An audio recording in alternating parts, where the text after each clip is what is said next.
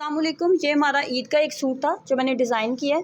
तो इसका नेक डिज़ाइन हमने कुछ इस तरह का बनाया। ऊपर से हमने गोल शेप दी है इसको, नीचे से हमने सिंपल पट्टी बना के तो बटन लगा दी। ये पट्टी जो है ना ऊपर वाली साइड के ऊपर ही लगाई गई है और इसके ऊपर जो है ना ये बटन लगा दिए गए हैं।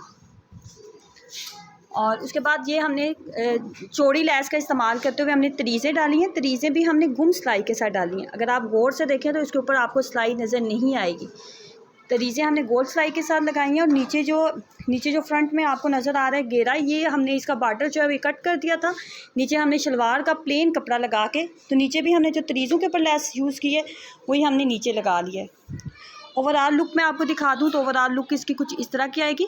इसके बाजू मैंने साथ किस तरह के स्टिच किए हैं। बाजू आप देखें तो इस तरह के अम्ब्रेला टाइप, आजकल जो बहुत हिट बाजू जा रहे हैं, आपने अक्सर मॉडल्स वगैरह को ये पहने हुए देखे होंगे। इसके बाजू देखें इस तरह के हमने बनाए हैं और ओवरऑल लुक इसकी कुछ इस तरह की आएगी।